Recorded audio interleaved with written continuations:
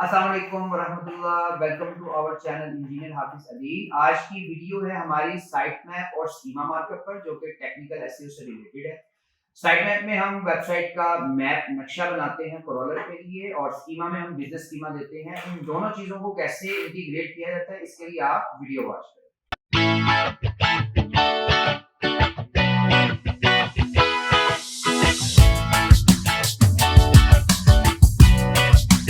आज का लेक्चर हमारा टेक्निकल एसईओ के ऊपर, और दो चीजें हमने इसमें करनी है आज के दिन के अंदर। एक हमने बिजनेस स्कीमा अपलोड करना है, और दूसरा हमने जो काम करना है साइट मैप क्रिएशन सीखना है, और इसके लिए हमें सर्च कंसोल को अटैच करना पड़ेगा साइट के साथ। ठीक है जी, तो टोटल 3 काम हो जाएंगे। सर्च कंसोल अटैच होगा तो साइट मैप अपलोड होगा, तो इसलिए दोनों काम इसी के अंदर होंगे, और साथ हम बिजनेस स्कीमा करें। तो स्टार्ट करते हैं सबसे पहले हम बिजनेस स्कीमा की तरफ। तो ये बिजनेस स्कीमा क्या होता है? जैसे हमने प्रोडक्ट स्कीमा पीछे देखा था, तो बिजनेस स्कीमा आपकी बिजनेस डिटेल्स होती हैं, यानी आपका जो भी वेबसाइट है, जाहिर है वो कोई ना कोई बिजनेस है।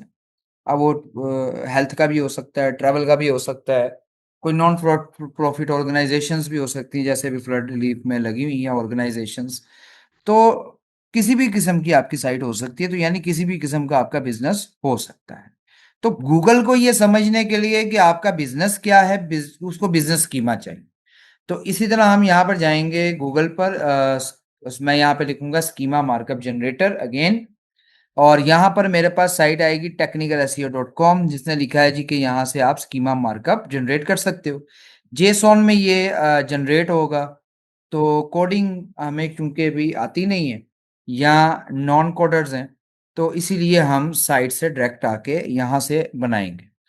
अच्छा, जैसे ही मैंने इसको ऑन किया, schema.org, यहाँ पे मैंने क्लिक किया, हमने प्रोडक्ट पे गए थे। अब यहाँ पर हम जाएंगे कहाँ पर, यहाँ से मैं आपको दिखाता हूँ। अगर आपकी कोई सोशल प्रोफाइल है तो आप ये ऑर्गेनाइजेशन को क्लिक करोगे। अगर आपकी कोई अपनी पर्सनल जिस तरह पोर्टफोलियो वेबसाइट है, तो आप पर्सन को क्लिक कर सकते हो। तो या आपके पास यहाँ पे लोकल बिजनेस है, किसी भी किस्म का आपके पास बिजनेस है, तो वो लोकल बिजनेस में आ सकता है। तो इसलिए हम यहाँ पर लोकल बिजनेस सिलेक्ट करें। नीचे चलते हैं थोड़ा सा। लोकल बिजनेस की टाइप क्या है? कुछ बिजनेसेस उसने यहाँ पर दिए हैं आपको, जैसे animal shelter, archive organisation, automotive business यानी कार रिपेयर वगैरह का, यहाँ सेल्स कर रहे हो कोई उसके पार्ट्स वगैरह, चाइल्ड केयर सेंटर खोला है, डेंटिस्ट क्लिनिक है, इमरजेंसी सर्विस है यानी हेल्थ की है। तो यहाँ पे आप देखो बहुत सारी आपको ऐसे सिमिलर चीजें मिल जाएंगी, और यहाँ पे आपको स्टोर का भी ऑप्शन मिल जाएगा, बिजनेस है क्योंकि आपका लोकल। यहाँ पे मैं ऊपर चलता हूं। अगर तो आपको कोई नहीं मिल रहा नीचे से कैटेगरी मिलती हुई, देन आप ये भी चूज कर सकते हो। यहाँ पे लिखा है अ पर्टिकुलर फिजिकल बिजनेस और ब्रांच ऑफ ऑर्गेनाइजेशन। इसको हम करते हैं सिलेक्ट। यहाँ पे वो कहता है जी कि नाम डालो, तो नाम आपने क्या डालना है? वो नाम डालना है जो आपने अपनी साइट का रखा हुआ है। जैसे यहाँ पे गो स्टोर लिखा हुआ है, यहाँ पे फिलहाल मैं लिखूंगा गो स्टोर। जो भी आपके साइट का नाम होगा वो आपने यहाँ पे फिट करना है, यानी आपके जो बिजनेस का नाम। फिर वो मांग रहा है जी इमेज यूआरएल।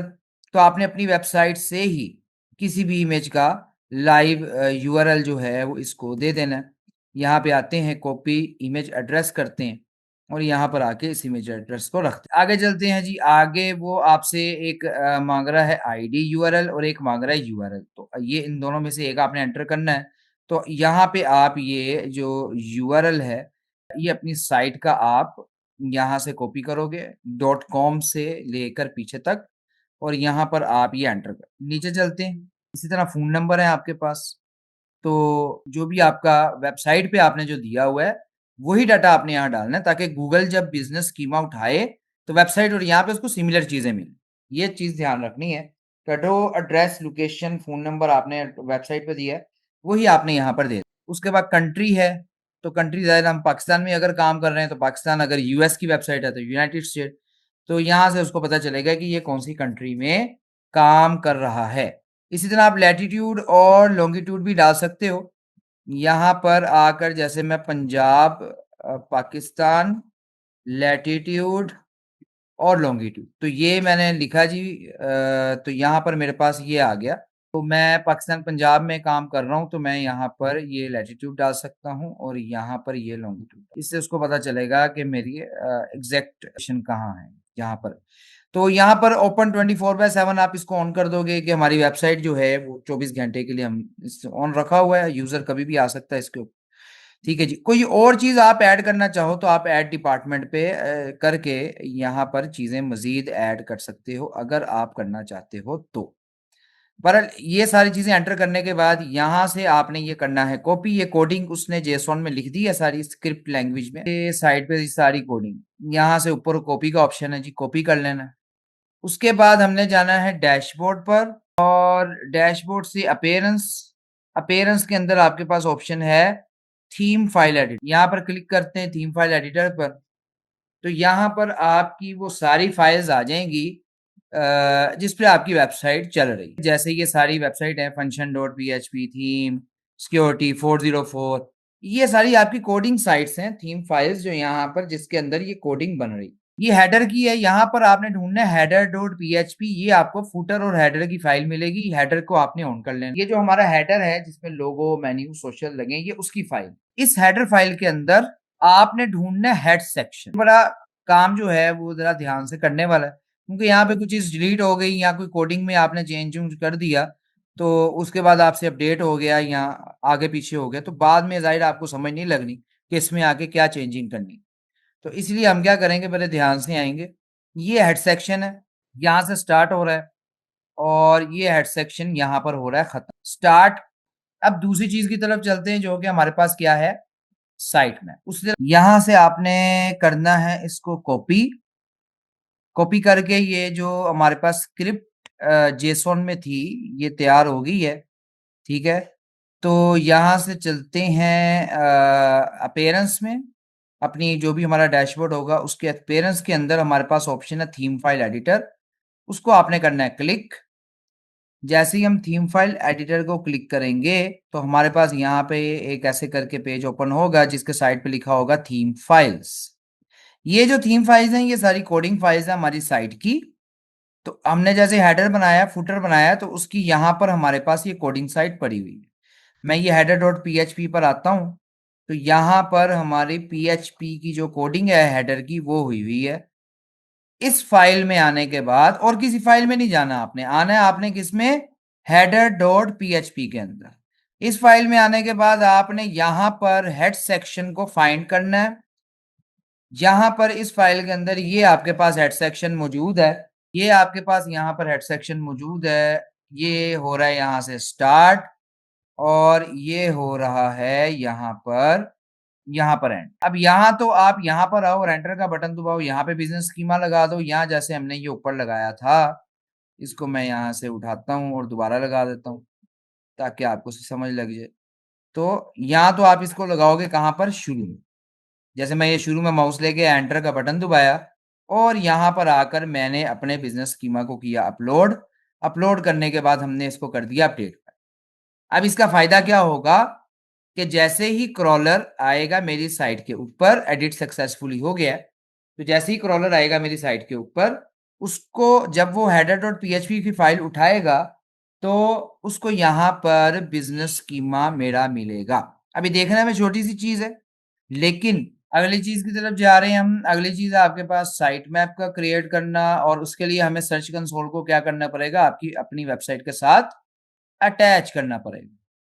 तो अब हम सबसे पहले सर्च कंसोल को अटैच करना सीखते हैं। उसके लिए मैं गूगल पर आऊंगा और यहाँ पर मैं लिखूंगा सर्च कंसोल। ये मेरे पास आ गया गूगल सर्च कंसोल। इसको मैं करता हूँ क्लिक, स्टार्ट नाउ, क्योंकि मेरे पास पहले से मौजूद है।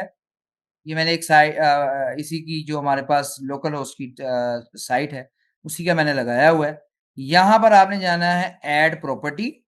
जब आप first time Google search console को ऑन करोगे तो आपके पास ये ऑप्शन, ये डैशबोर्ड दिखेगा नहीं। जब आप स्टार्ट नाउ पे क्लिक करोगे तो आपके पास जो आएगा ना वो ये आएगा, सिलेक्ट प्रॉपर्टी टाइप। ठीक हो गया। यहाँ पे आपके पास दो ऑप्शन है, एक डोमेन का है और दूसरा ऑप्शन आपके पास है यूआरएल प्रीफिक्स। करना क्या आपने, ये आपकी वेबसाइट का लिंक है, इसको करना है आपने यहाँ से कॉपी। यहाँ पर आना है आपने यूआरएल प्रीफिक्स में, यहाँ पे अपनी वेबसाइट का लिंक डालना है और आपने करना है कंटिन्यू। जब यहाँ पर लिखा है जी HTML फाइल, या इसको आपने यहाँ से ड्रॉप डाउन से क्या कर देना है, क्लोज कर देना। यहाँ पे बहुत सारे ऑप्शंस होंगे आपके पास। HTML टैग का ऑप्शन है आपके पास यहाँ, इस फाइल को आपने करना ओपन, ठीक है।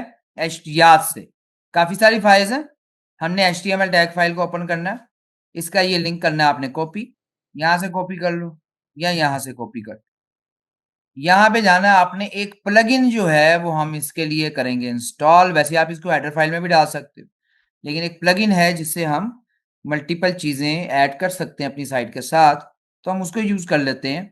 यहाँ पर हम आएंगे और हमारा जो प्लगइन है उसका नाम है टैग मैनेजर। अगर आप टैग मैनेजर लिखोगे तो यहाँ पर आपके पास आ जाएगा, नीचे चलते हैं, ये आ गया आपके पास।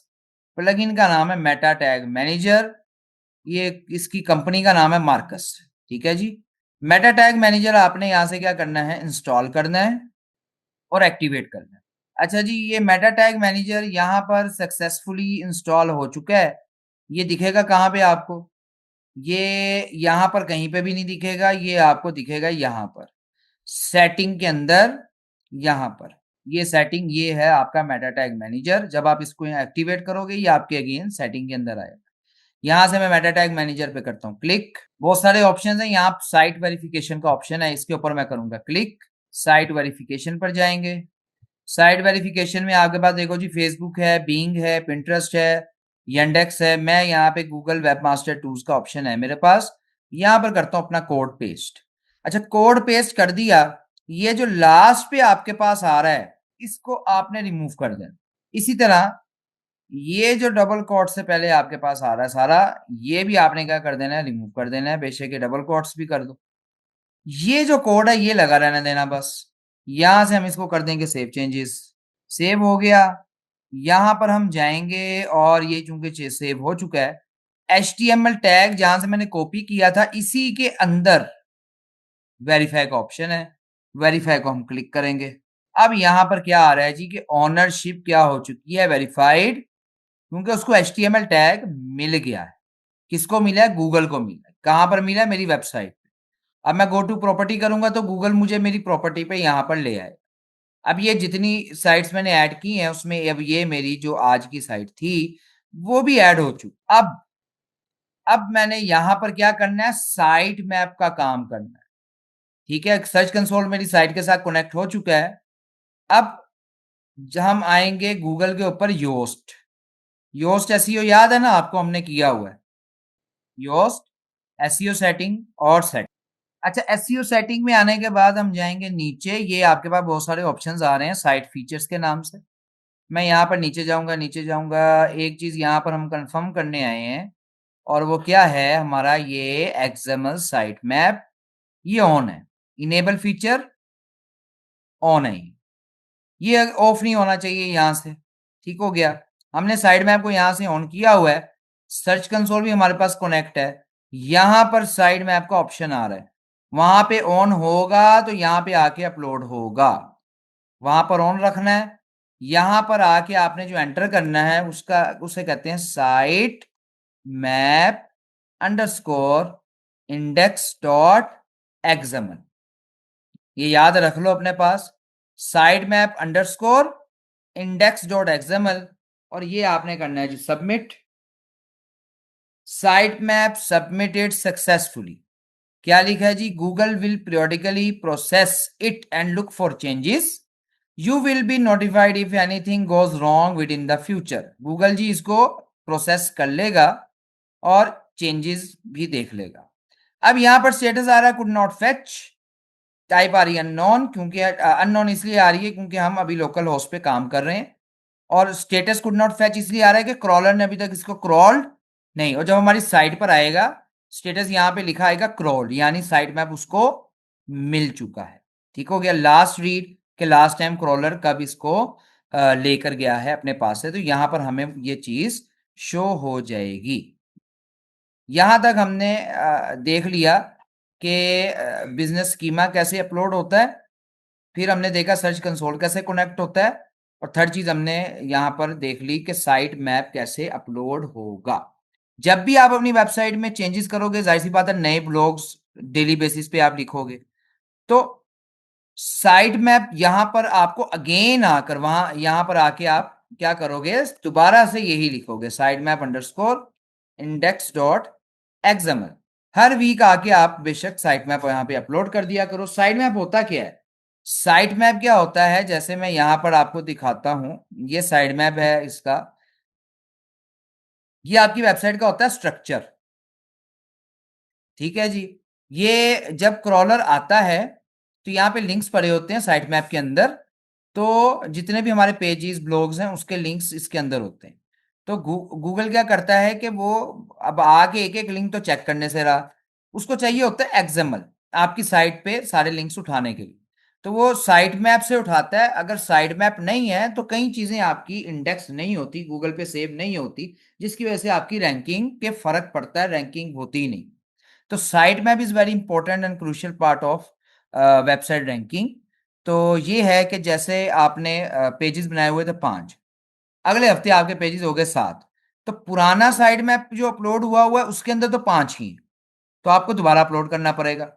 इसी तरह आपका जो होगा ब्लॉग्स आप लिख रहे हो, तो एक अगर 7 दिन में आपने 7 ब्लॉग्स नए पब्लिश कर दिए, तो अगले हफ्ते आके आपको दोबारा साइट मैप अपलोड करना पड़ना है ताकि नए ब्लॉग्स भी उसमें शामिल हो जाए।